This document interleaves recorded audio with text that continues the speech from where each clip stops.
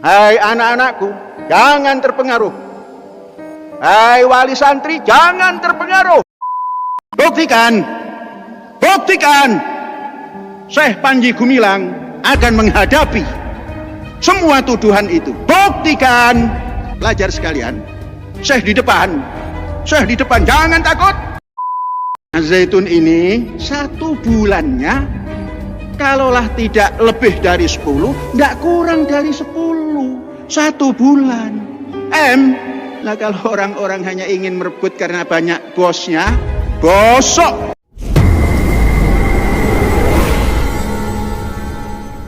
Teman-teman, tampaknya sudah mulai ada gejolak wali santri di Pondok Pesantren Al Zaitun hingga sampai Bapak Panji Gumilang harus menggebu-gebu, harus meledak-ledak, meyakinkan para wali santri Al Zaitun bahwasanya apa yang ditampilkan di media-media itu tuduhan terhadap Al Zaitun tidaklah benar. Sebenarnya bukan tuduhan ya, tapi fakta yang tampak jelas di depan mata kita bahwa ada banyak penyimpangan di sana. Mulai dari pernyataan-pernyataannya Panji Gumilang yang begitu menyimpang ya, menganggap Al-Quran itu hadis, dan juga tampak dengan jelas di mata kita menggabungkan sholat Idul Fitri dengan orang kafir. Itu bukan tuduhan, tapi itu fakta nyata. Namun Bapak Panji Gumilang merasa dituduh, merasa difitnah atas hal-hal yang viral di sosial media ya. Semua hal ya, terkait juga masalah yang diduga berkaitan dengan telolis, gitulah sebutannya. Saya agak susah nyebutin itu karena ya berkaitan dengan peraturan YouTube. Coba kita simak dulu video berikut ini. Hai siapapun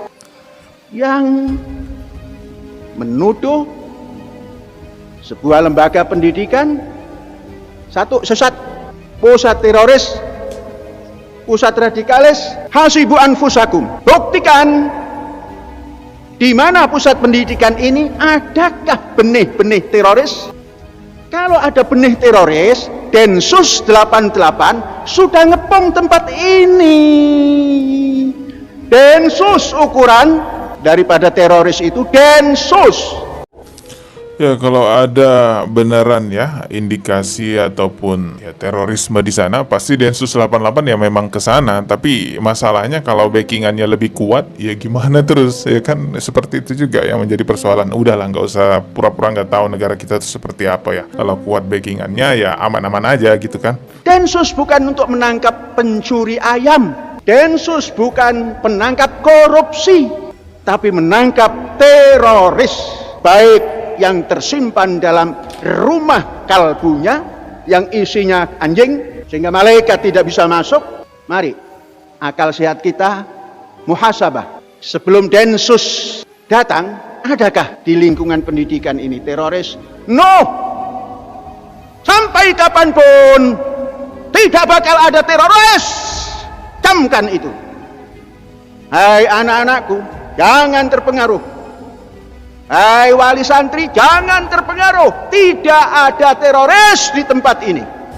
Catat, sejarah akan mengatakan, mereka mengatakan sesat karena tempat lembaga pendidikan tertentu ini dianggap sarang teroris. Buktikan, Syekh Panji Gumilang akan menghadapi semua tuduhan itu. Buktikan, pelajar sekalian. Syekh di depan, jangan takut. Itu tadi orasinya Bapak Panji Gumilang yang bergejolak ya. Mungkin memang udah mulai banyak yang bertanya nih wali santri, sebenarnya di Al Zaitun itu ada apa? Anak saya seperti apa kan gitu ya. Kalau wali santri yang bisa berpikir, pikiran jernih, harusnya tahu tindakan apa yang akan diambil sebagai wali santri, sebagai orang tua. Ya, mengenai apa yang dikatakan oleh Bapak Panji Gumilang bahwa tidak ada kelompok T di sana, ya itu semua hanya tuduhan. Ya alhamdulillah kalau misalnya memang benar semua itu tidak ada. Akan tetapi ya berdasarkan jejak digital yang ada, ya kita tahu juga bahwa jejak digital itu susah dihapus, bahkan nyaris nggak bisa dihapus. Mengenai Al Zaitun ini ya kita bisa lihat jejak-jejak digitalnya seperti apa. Berdasarkan 2 lembaga resmi yang ada di negara kita, yaitu MUI dan Kementerian Agama, ini sudah melakukan penelitian sejak tahun 2002 dan hasil penelitiannya pun sudah dipublish sejak tahun 2002 hingga tahun sekarang pun sudah dirilis ulang kembali. Saya ke Pak Kiai terlebih dahulu. Kenapa? Karena kita tahu tahun lalu MUI ini sudah sempat melakukan investigasi, penelitian ya Pak Kiai ke Pondok Pesantren Al Zaitun ini. Lalu apa temuannya? Untuk menjawab pertanyaan di awal tadi, apakah memang benar ada penyimpangan dalam aliran atau mazhab yang seperti apa yang dianut di sana, dan ada kemungkinan nggak terkait dengan NII seperti yang disampaikan publik? Sehingga kalau bisa kita nunggu dari MUI sudah mengeluarkan dari 2002, jadi ada. Meskipun sekarang diterusin lagi, saya terus aja. Sekarang terusin lagi. Apa kejanggalan yang sebelum saya ke Pak Dir kita? Tadi kan ada 3 kejanggalan, tanda-tanda sesatnya itu. Iya. Nafsiran, konsep zakatnya, kemudian mereka juga berkenan dengan konsep nubuahnya juga, dengan kenabiannya juga yang ada pada mereka. Bahkan ada keyakinan di antaranya di Neo NII ini adalah yang mereka tidak mewajibkan sholat. Nah, ini adalah hasil temuan MUI di tahun 2002, sudah lama sebenarnya ya. Tapi mengapa kemudian dengan adanya, boleh saya bilang ada fatwa sesat terjadi di situ Pak Kiai ya? Ya, kita akan memberikan kajian, dan kalau di MUI dulu memang rekomendasinya karena ini menyangkut banyak umat, meminta kepada pemerintah untuk dibina. Jejak digital semacam inilah yang susah dibantah oleh Bapak Panji Gumilang. Dan apa yang saya tampilkan barusan itu yang dari TV One, ini baru teman-teman jejak digitalnya, bukan jejak digital lama. Itu acara kisaran beberapa hari yang lalu lah, teman-teman juga bisa mengaksesnya di channel YouTube-nya TV One. Belum lagi kalau kita buka jejak digital yang lama ya, yang belasan tahun yang lalu. Ini coba kita lihat aja ya. Ini adalah tayangan dari Metro TV 12 tahun yang lalu. Ini kesaksian dari mantan pengikut NII KW9 yang ada di Al Zaitun. Coba kita simak. Sejauh ini sasaran paling empuk itu mahasiswa. Tapi harus diingat juga bahwa negara Islam Indonesia yang dipimpin oleh Panji Gumilang ini pasarnya tuh semua segmen. Dan mereka sudah punya struktur yang lengkap. Kebanyakan yang paling mudah dimasuki adalah universitas-universitas negeri. Kayak Universitas Indonesia dan UNJ di Jakarta. Bukan saja di UI, di Trisakti pun begitu, di Yarsi pun begitu. Ini bahayanya. Kenapa bahaya? Karena yang diincar anak-anak muda. Anak-anak muda yang masuk dalam gerakan ini akan hancur masa depannya, akan hancur agamanya, akan hancur dan menghancurkan keluarganya. Ya, ini jejak digital lama banget ya. Ini kalau kita lihat datanya 12 tahun yang lalu diuploadnya ya.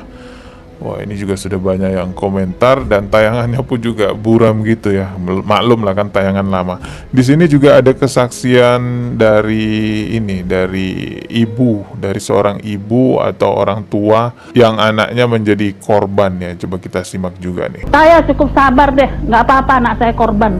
Tapi jangan anak bangsa yang lain. Sudah ribuan banyaknya. Apa tidak kasihan? Mungkin karena anak kalian tidak langsung kena. Makanya cuek-cuek aja. Jangan nyalain kami cukup bersuara ke Mabes Polri, ke Departemen Agama, ke MUI. Kemana lagi? Ke Pak SBY saya minta tolong, Presiden. Ya, itu ya, jejak digital 12 tahun yang lalu. Jadi memang sudah ada isu-isu ataupun dugaan-dugaan miring terhadap Pondok Pesantren Al Zaitun sejak belasan tahun yang lalu. Ya, kita akui ya, Al Zaitun ini asetnya besar sekali ya. Dari tanahnya aja itu udah ribuan hektar, itu ya udah satu kecamatan kali ya, itu ribuan hektar. Belum lagi bangunan-bangunannya, alat-alatnya yang ada di sana. Tentu ini aset besar sekali. Bahkan pendapatannya kata Bapak Panji Gumilang itu sebulannya bisa 10 miliar. Al Zaitun ini satu bulannya kalaulah tidak lebih dari 10, tidak kurang dari 10. Satu bulan. Nah kalau orang-orang hanya ingin merebut karena banyak bosnya, bosok. Harusnya kita sebagai orang Indonesia ya semestinya kita bangga ada tempat pendidikan agama Islam di Indonesia terbesar se-Asia Tenggara. Harusnya Al Zaitun ini bisa mencitrakan Indonesia di mata Islam dunia bahwa Islam di Indonesia itu kuat. Akan tetapi yang seharusnya kita bangga justru malah menjadi hal yang memalukan, yang menakutkan, meresahkan sebagai umat Islam yang ada di Indonesia. Dan ini juga menjadi pandangan dunia tentunya ya. Bagaimana mungkin dibiarkan begitu saja pesantren terbesar se-Asia Tenggara di Indonesia ada ajaran menyimpang di dalamnya. Semoga kedepannya Al Zaitun bisa lebih baik lagi. Kita tuh bukan benci sama pesantren Al Zaitunnya, kita bukan benci sama Bapak Panji Gumilang pribadinya. Justru kita memiliki kepedulian sesama umat Islam untuk saling mengingatkan satu sama lain tentang kebaikan. Gak tega juga kita melihat ribuan santri di Al Zaitun yang harusnya dapat asupan pendidikan yang baik sesuai ajaran agama Islam Ahlus Sunnah wal Jamaah jamaah ternyata ya menyimpang mazhabnya mazhab Bung Karno, sholatnya digabung sama orang kafir, banyak lagi lainnya. Nauzubillahi min zalik. Semoga kedepannya Al Zaitun lebih baik lagi lah, dan pemerintah semoga cepat membenahi hal ini.